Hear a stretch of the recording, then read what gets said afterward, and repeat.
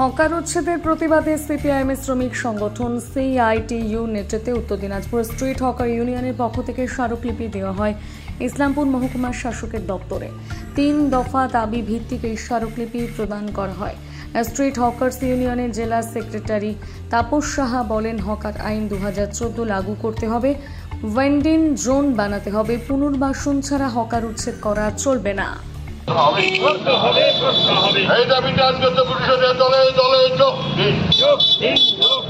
উত্তর দিনাজপুর জেলা street hawkers union উচ্ছেদের বিরুদ্ধে লড়াই চলছেই চলবে। অবিলম্বে সমস্ত হকারদের লাইসেন্স প্রদান করতে হবে।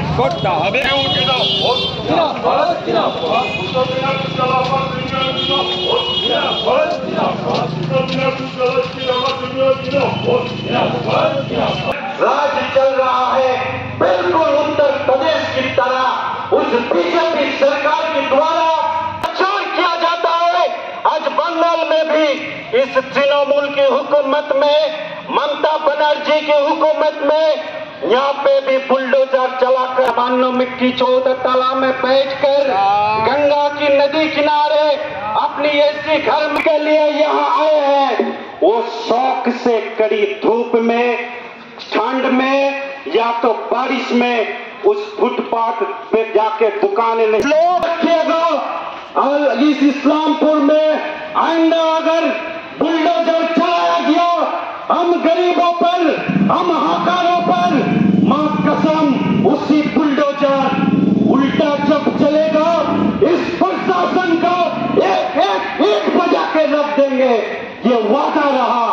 इस बुलडोजर बीजेपी चला रहा है, बीजेपी चला रहा है, लेकिन बंगाल में আসলে আমরা তো লাল ঝান্ডা বামপন্থীরা বারবার বলে থাকি যে তৃণমূল আর বিজেপি মুদ্রার এপিঠ আর ওপিঠ, আর এটা মমতা ব্যানার্জি নিজেই বারবার প্রমাণ করে দিচ্ছে। আজকে আমরা যোগীর রাজ্যে দেখেছি বুলডোজার চলতে, আর পশ্চিমবঙ্গে আমরা দেখলাম যে মমতা ব্যানার্জি তথা তৃণমূল সরকারের আমলে বুলডোজার চলতে। কাদের উপরে?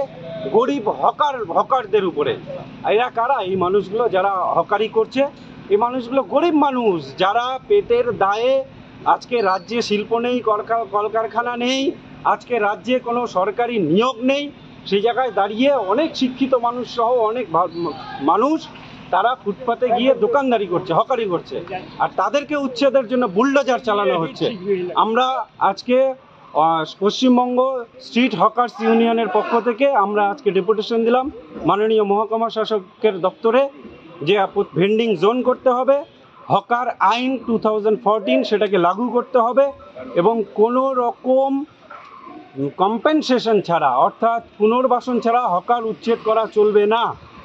আর দ্বিতীয় একটা কথা যেটা বললাম যে আমাদের এখানে, আমাদের জেলায় যদি পশ্চিমবঙ্গের বাকি জায়গার মতো কোথাও এখানে বুলডোজার চলে, তাহলে কিন্তু সেই বুলডোজারকে গুড়িয়ে দেওয়ার জন্য যা যা শক্তি প্রয়োগ করা দরকার আমরা আমাদের ইউনিয়নের পক্ষ থেকে করব। উনি আমাদের দাবিগুলো শুনলেন, আমাদের দাবির সাথে একমত হলেন, তিনি পৌরসভাগুলোকে জানাবে এই বিষয় নিয়ে, তারা প্রশাসনিক স্তরে আলোচনা করবে। আমরা দেখা যাক আগামী দিনে যদি আমাদের দাবি পূরণ না হয় আমরা আরও বৃহত্তর আন্দোলনে যাব।